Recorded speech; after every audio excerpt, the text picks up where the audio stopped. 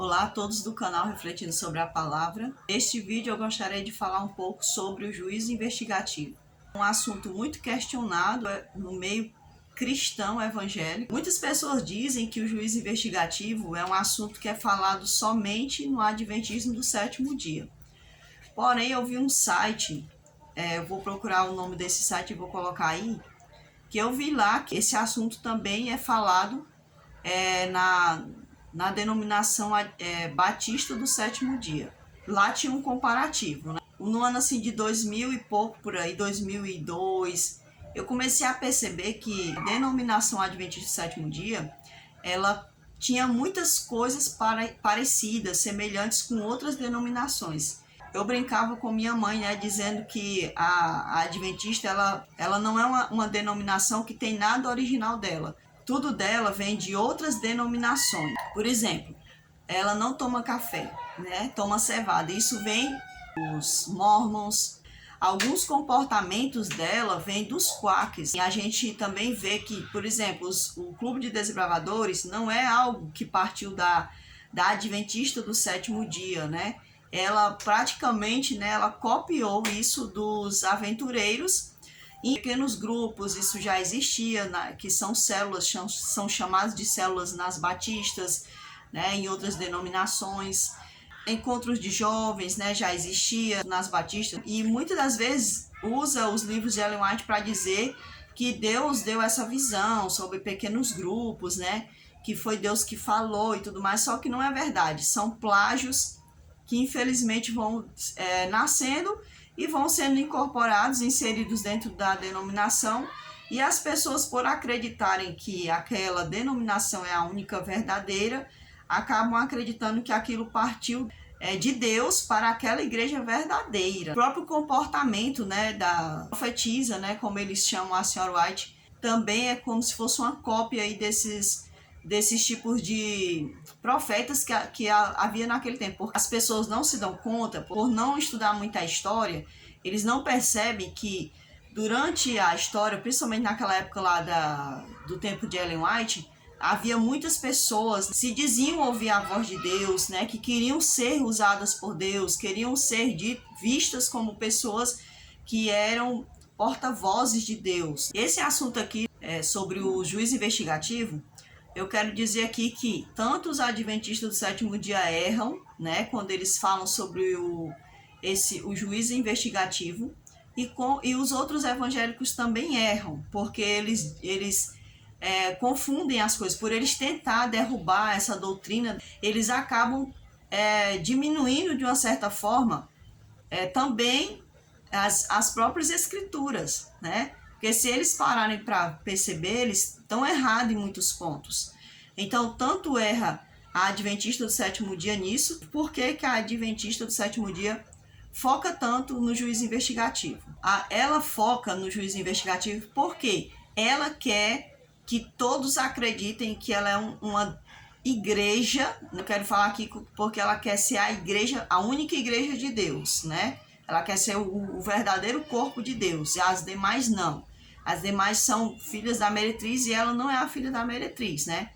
É assim que ela quer passar para os membros, e os membros acreditam nisso, né? Porque eles jamais vão querer, muitos membros jamais vão querer achar que estão errados nisso. Então, por que ela foca tanto no juízo investigativo? Porque ela quer dizer que a partir de 1844, ela nasce de uma profecia, né? Esse movimento nasce de uma profecia, ele tem que viver, ele tem que se tornar mundial, e como prova de que ela é a verdadeira igreja de Deus no momento na terra até os últimos finais dos tempos. Então é por isso que a denominação adventista ela foca muito no juízo investigativo.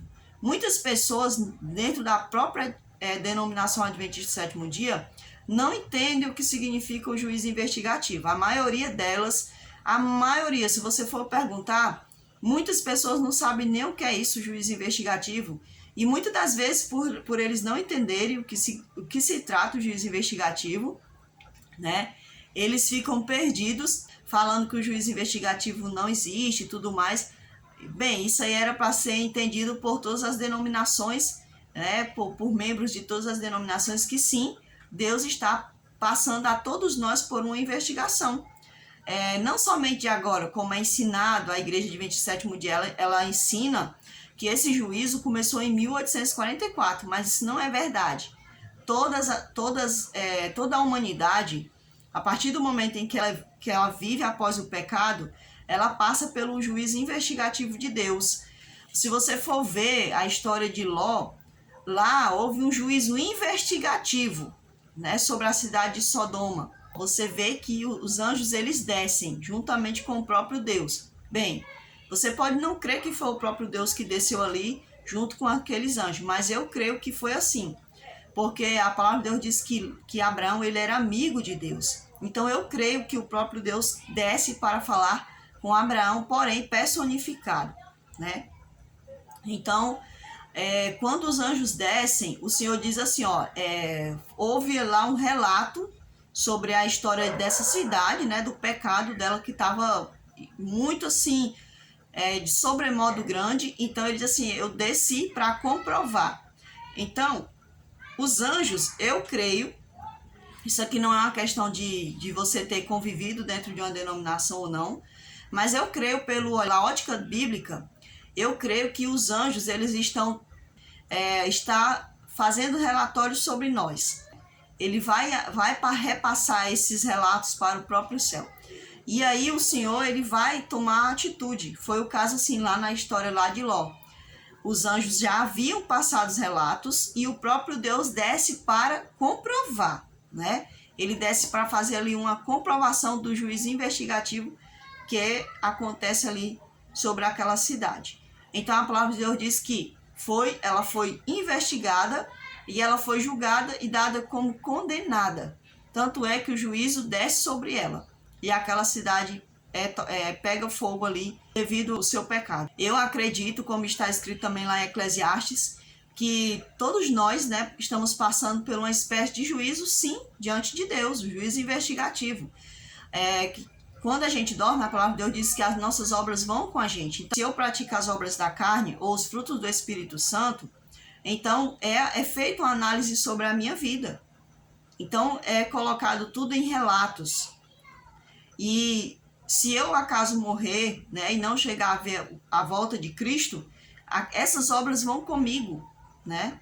E ali será dado se condenada ou absolvida.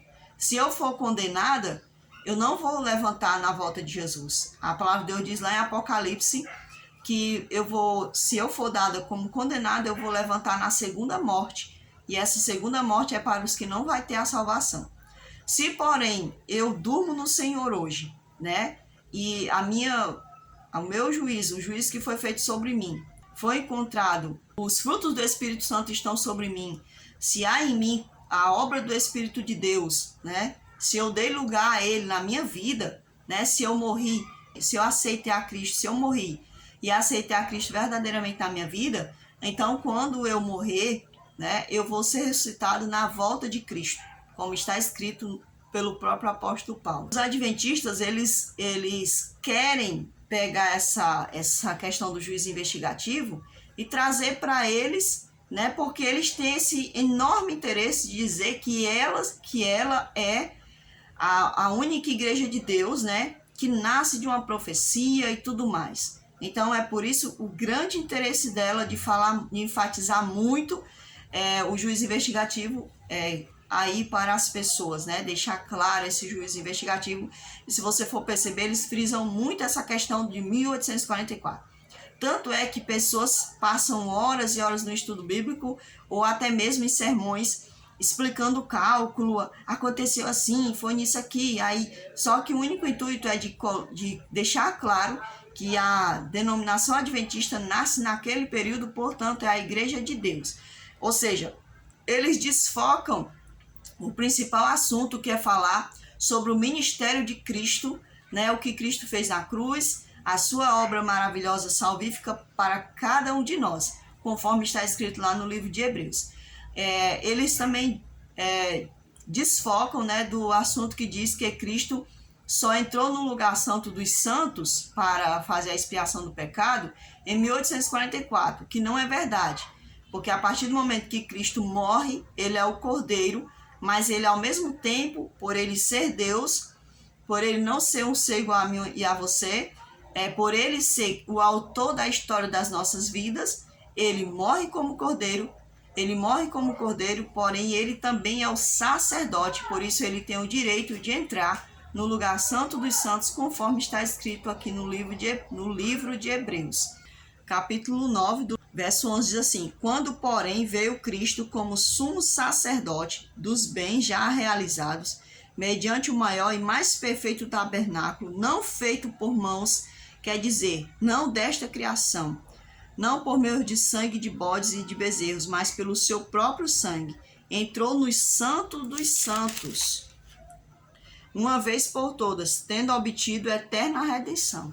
Então, aqui diz, nos garante que Cristo ele já entrou no lugar santo dos santos. O livro de Hebreus, até onde eu saiba, não foi escrito em 1844, e nem foi escrito depois de 1844. Uma vez eu vi um jovem pregando na IARD, né? Ele é uma pessoa muito dedicada a Ellen White, ao estudo dos livros de Ellen White, e ele estava dizendo que Cristo não era ainda sumo sacerdote. E eu fiquei muito triste com aquilo, porque a pessoa, ao invés de buscar nas escrituras, ela vai buscar nos livros da senhora White. Então eles descreditam as escrituras e isso torna aquela denominação que eles querem enaltecer tanto uma vergonha para as outras denominações, já que eles querem deixar claro que Cristo ainda não entrou no lugar santo dos santos. E uma vez até mesmo eu vi um vídeo, né, de um jornalista, né, porque antes o pessoal chamava ele de pastor, mas não sei porque agora é jornalista, né. E esse apresentador, que antes era da Novo Tempo, já não é mais, né, ele disse que, numa das perguntas que fizeram a ele, ele disse que ali havia vários tipos de véus, né? Então, no lugar santo dos santos, só para dizer que Cristo não tinha entrado no santo dos santos, né, e tudo mais. Na verdade, só existia uma espécie de véu ali. Se você for ler lá no livro de Êxodo, só havia um véu que separava o lugar santo do santo dos santos. Então, Cristo ele já entrou no lugar santo dos santos. Ele faz o sacerdócio, ele pratica esse ato, não nessa terra, mas no próprio santuário celestial. E aqui entra o ponto onde muitas pessoas não entendem, as pessoas de outras denominações não entendem, e alguns adventistas, como o próprio homem lá que faz os vídeos do Para Que Possamos, ele não fala sobre isso, eu não sei porquê. As pessoas dizem assim, porque o juiz investigativo fala sobre o bode, que os adventistas falam que o pecado foi lançado sobre o bode. As pessoas não procuram estudar as escrituras. Olha, eu mesma era uma pessoa que não entendia sobre essa questão. O estudo do juiz investigativo, ele vai falar sobre o bode, mas ele não, se você não perguntar ao Espírito Santo todo o significado daquilo, você não vai entender. Então eu perguntei a Deus o que significava, né, aquilo. Então o Espírito Santo ele me explicou que tudo era um simbolismo, né? Tudo era uma explicação futurística. Aquilo que Deus estava mostrando no povo no deserto se tratava do que ia acontecer nos últimos momentos da terra. Muitas pessoas que não entendem as escrituras, que não estudam os primeiros livros da Bíblia, de Êxodo, de Números, de Levíticos, porque o povo tem preguiça de estudar esses livros, porque fala muito sobre leis, fala muito sobre genealogia, né? Fala palavras que parece que não tem interesse, porém isso é uma coisa que é necessária para nós que somos filhos de Deus e que cremos que as escrituras é a palavra de Deus. Então, onde que o pecado nasce? O pecado nasce na terra ou nasce no céu? De acordo com as escrituras, o pecado nasce no coração de um anjo que se rebela contra Deus. É assim que está escrito, o anjo se rebelou contra Deus. Então, esse pecado não nasce na terra, nasce no lugar perfeito. Então, isso parece ser uma coisa de adventista, mas não é, gente. Isso aqui é uma coisa da Bíblia. Isso aqui não é uma coisa da Igreja Adventista do Sétimo Dia. Todos nós fomos ensinados que o anjo caído, ele se levantou contra Deus. Então, não é coisa de Ellen White, não é coisa de Adventista do sétimo dia. É só porque eles frisam muito, parece coisa deles. Mas o pecado nasce nele. E pelo pecado nascer nele, o pecado tem que retornar a ele. É por isso que entra nessa parte a questão do bode. Porque lá no sacrifício, lá no santuário, e o sacerdote, ele também fazia um ato de purificação. E o sacerdote também lançava a mão sobre o outro bode, que era o bode emissário, o bode que era levado para o deserto. E ali o sacerdote fazia uma espécie de simbolismo. O sacerdote tomava o pecado do povo durante todo o ano, porque ele era o juiz de toda a nação. E ele também fazia a intercessão de toda a nação. Esse sacerdote, fazendo o dia do perdão, né, praticando o simbolismo do dia do perdão, esse sacerdote agora, por ele ter recebido já o pecado de todo mundo durante vários e vários tempos, ele agora lança o pecado, ele faz a transferência do pecado que veio sobre ele, agora ele transfere para o bode. E esse bode representa o próprio Satanás. Então, Cristo também fez isso com a minha vida e com a sua vida. Ele pegou o pecado de todos nós sobre ele. Ele recebeu o pecado de todos nós sobre ele. Porém, o pecado não pertence a Cristo. E também o pecado não pertence à humanidade. O pecado pertence a quem originou a ele. Então, quem originou o pecado foi Satanás. É por isso que o bode emissário representa Satanás. E ele recebe esse pecado. Por isso o sacerdote coloca a mão sobre ele como um ato de transferência.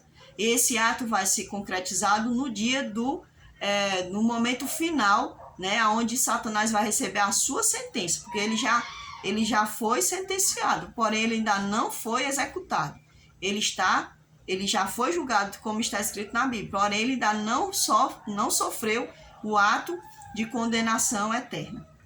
Então, o Senhor, ele recebeu os nossos pecados na cruz. E ele recebeu esses pecados, ele nos perdoou, né? Ele nos doou o seu sangue, por a gente não ter mais a eternidade, agora ele compartilha conosco a eternidade dele, tá certo? Ele compartilha conosco a eternidade dele. Eu peço perdão a vocês aí que vocês estão ouvindo uns barulhos, uns gritos, mas é por conta de uma pessoa que é especial, que mora aqui vizinho, então não tem como eu deixar de gravar por conta disso, tá certo? Até o dia de possuir um microfone, né? Então eu tenho que gravar mesmo assim. Então, meus irmãos, é assim que vai ser. Então as pessoas, eles não entendem, né? Eu me admiro de homens de teólogos, né? Ao invés de eles estudarem as escrituras e explicar o que está nas escrituras, eles ficam disputando, né? Quem sabe mais de denominação. Ah, minha denominação sabe mais. E isso vai complicando a mente das pessoas, sabe por quê? Porque se você não passa o que está escrito nas escrituras, você está agora prejudicando a mente das pessoas.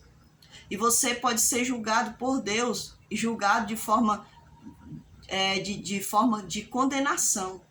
Porque se você não passa a informação de forma correta para a pessoa, você pode sofrer uma penalidade. Então, se você decidir ser um mestre, se você decidir ser um ministro, né? Se você decidir ser um teólogo, e você agora, ao invés de usar o seu conhecimento da Bíblia, procurar estudar as Escrituras, para repassar o conhecimento para as pessoas, você fica disputando. Ah, eu sei mais do que aquela denominação. Vamos ensinar as Escrituras do jeito que ela está. Não vamos aqui ficar batendo boca com negócio de denominação. Porque se você é um teólogo, você deveria saber que Cristo, o pecado não nasce de Cristo. Por isso o pecado não tem que ficar com Cristo. Cristo, a palavra de Deus, assim, ele levou sobre si os nossos pecados. Lá em Isaías está escrito assim, ele levou sobre si os nossos pecados. Ali não diz que ele pegou os pecados da gente e ficou para ele porque ele se tornou agora o maior de todos os pecadores. Não, gente. O pecado foi transferido para Cristo, a penalidade do pecado, que era a perca da vida eterna, foi transferida para Cristo. Cristo agora pega a sua vida eterna e distribui para quem quer a vida eterna. Ele dividiu essa vida eterna para todos quanto nele creem. Quem quiser receber da vida eterna agora pode, porque Cristo disse, olha, eu vou morrer para distribuir a vida eterna com quem quer a vida eterna. Então eu vou dar um pouco da minha vida eterna, da minha eternidade para vocês, porque Adão e Eva perdeu a eternidade. Consequentemente, todos os descendentes de Adão e Eva também perderam a eternidade. Por isso, Cristo, ele sofre a penalidade da morte eterna. Então, nós não vamos, todos aqueles que amam a Cristo e que aceitam o sacrifício de Cristo como Salvador, não vai sofrer a penalidade da morte eterna, porque Cristo já pagou a Satanás por isso. Ele disse para Satanás, olha, todas essas vidas que estão me aceitando, elas pertencem a mim e elas receberão a vida eterna e, portanto, eu já paguei por elas. É isso que Cristo fez por nós. Não é que Cristo pegou os pecados, a gente ficou para ele e agora ele é um pecador. Não, o pecador aqui é Satanás. E o pecado vai voltar para ele. É por isso que o sacerdote colocava a mão sobre o bode e lançava ele no deserto. Isso tem um simbolismo que vai ser explicado no livro de Apocalipse. Eu tenho um vídeo nesse canal falando sobre isso. O bode Azazel, eu vou deixar aí para quem quiser assistir depois. Então, é isso. Não tem muitas coisas para se explicar sobre esse assunto, porque não tem nada demais. Essa confusão é feita pelos próprios homens, né? Eles fazem essa confusão